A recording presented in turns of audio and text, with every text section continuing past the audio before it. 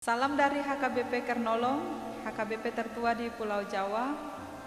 Malam ini sebelum kita memasuki peraduan malam, marilah kita sejenak mendengar firman Tuhan. Kita berdoa.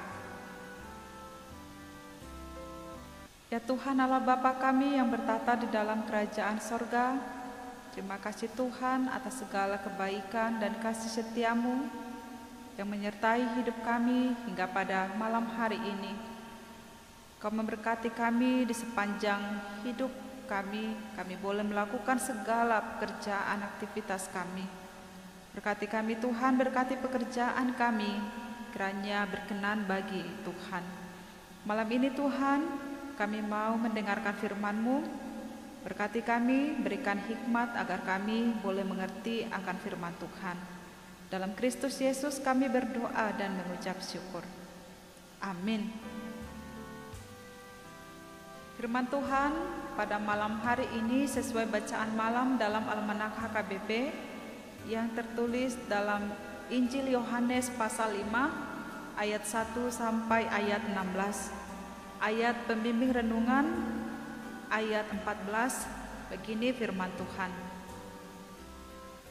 Kemudian Yesus bertemu dengan dia dalam bait Allah, lalu berkata kepadanya, "Engkau telah sembuh, jangan berbuat dosa lagi, supaya padamu jangan terjadi yang lebih buruk." Demikian firman Tuhan. Sahabat renungan malam Shalom, tema renungan malam ini adalah engkau sembuh, jangan berbuat dosa lagi.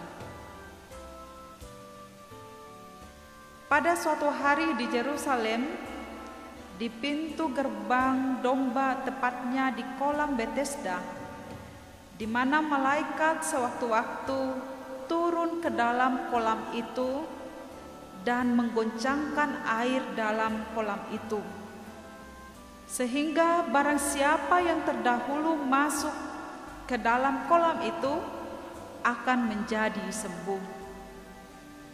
Di dekat kolam Bethesda terdapat 5 serambi di mana banyak ditemukan orang yang sakit. Ada yang sakit timpang, ada orang buta, serta ada yang lumpuh terbaring di situ yang menantikan guncangan air dalam kolam itu. Termasuk salah seorang yang terbaring sakit selama 38 tahun lamanya. Ia ingin sekali masuk ke dalam kolam itu, tetapi selalu ada orang lain yang mendahuluinya. Tidak ada seorang pun yang menuntun, yang membantu, yang menolongnya untuk masuk ke dalam kolam itu, sehingga ia selalu kehilangan momentum itu. Singkat cerita, ia bertemu dengan Tuhan Yesus di dalam bait Allah. Yesus berkata kepadanya, "Maukah engkau sembuh? Bangunlah, angkatlah tilammu, dan berjalanlah."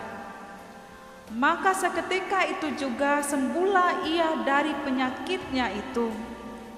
Kemudian Yesus berpesan kepadanya, "Engkau telah sembuh, jangan berbuat dosa lagi, supaya padamu jangan terjadi yang lebih buruk." Sahabat renungan malam Shalom, ayat ini dapat memunculkan beberapa pertanyaan mengenai penyakit dan dosa. Apakah penyakit merupakan akibat dari dosa si penderita itu?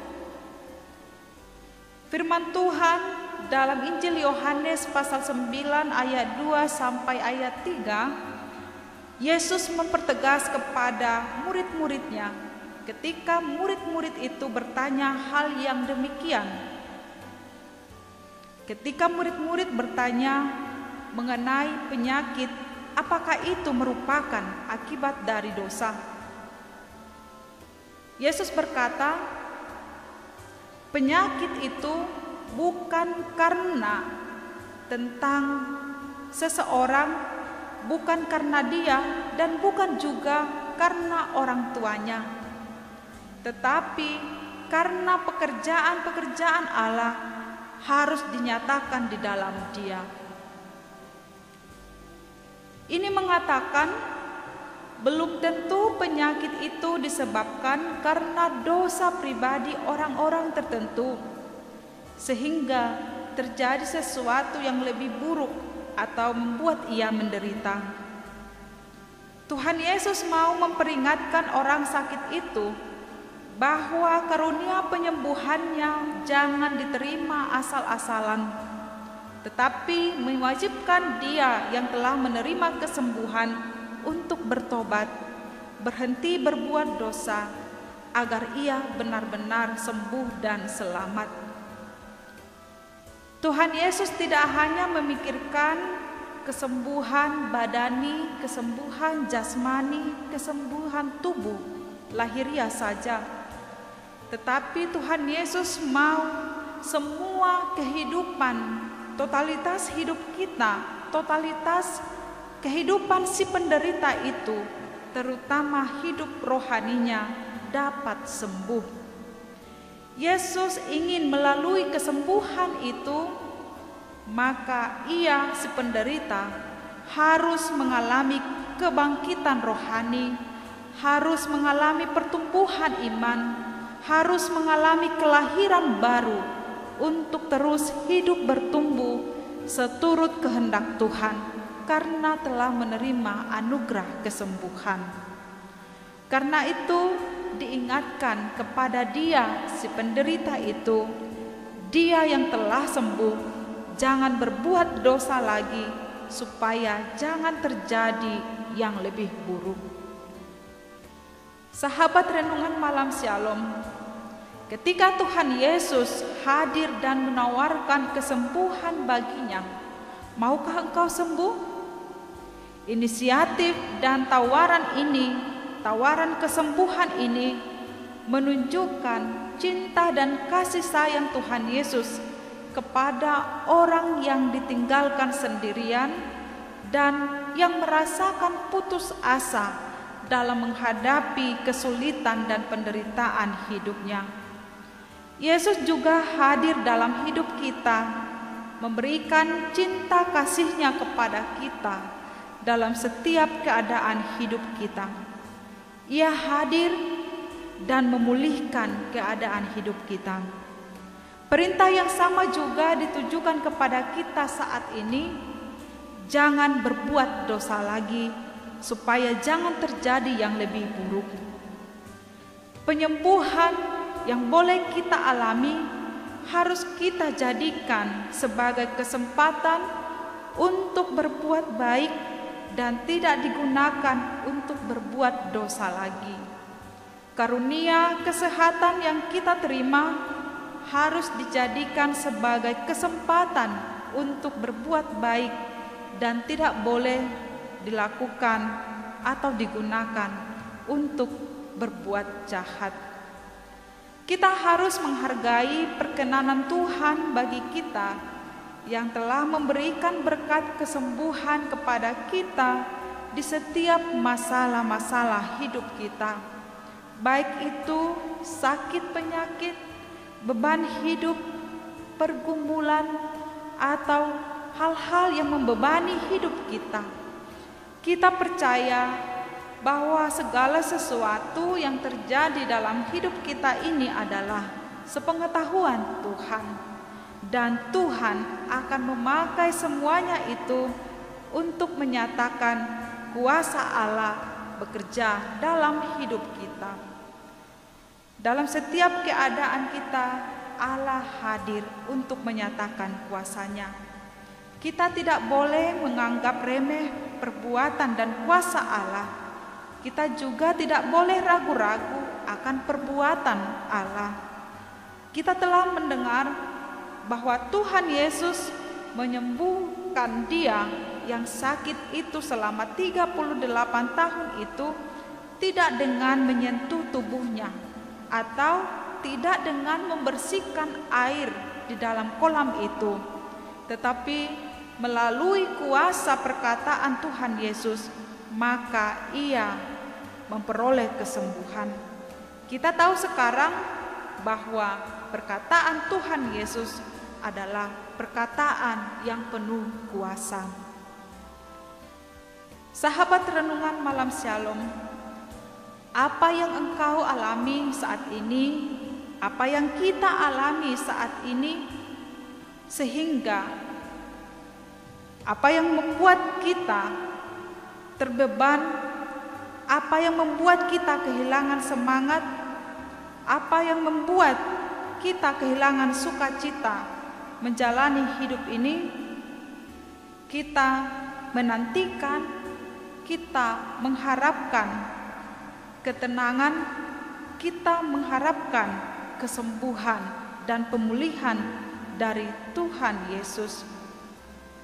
Ketika kita mengalami kehilangan ketenangan, kehilangan sukacita, kehilangan kesehatan, kehormatan, atau bahkan diremehkan, dikucilkan oleh orang-orang di sekitar kita, bahkan ketika kita kehilangan sesuatu yang sangat berharga dalam hidup kita, Tuhan akan memulihkan, Tuhan akan mengembalikan sukacita dan semangat kita. Ingatlah bahwa Tuhan berkuasa melalui firman-Nya. Ia adalah Tuhan yang sanggup memulihkan keadaan kita, memberi kelegaan saat kita menghadapi kesesakan. Dia adalah Tuhan sumber penghiburan saat kita menghadapi kedukaan. Dia juga Tuhan yang memulihkan jiwa yang terpuruk. Mari kita terus menaati firman Tuhan, maka damai sejahtera dan kebahagiaan akan terus melimpah dan dianugerahkan Tuhan kepada kita. Amin. Marilah kita berdoa.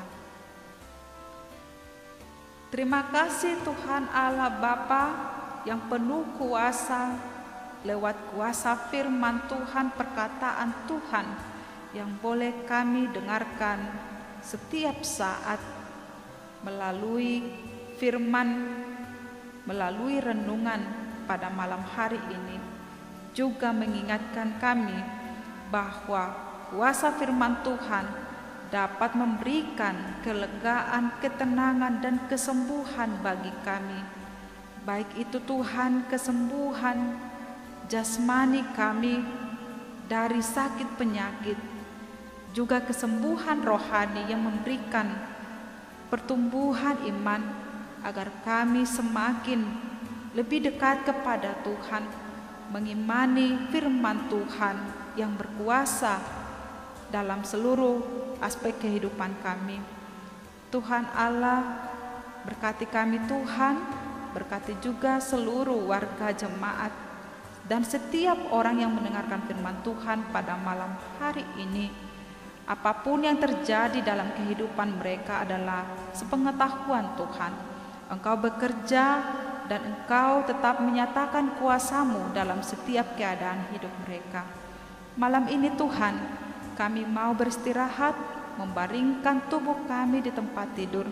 Berkati kami sepanjang malam hari ini.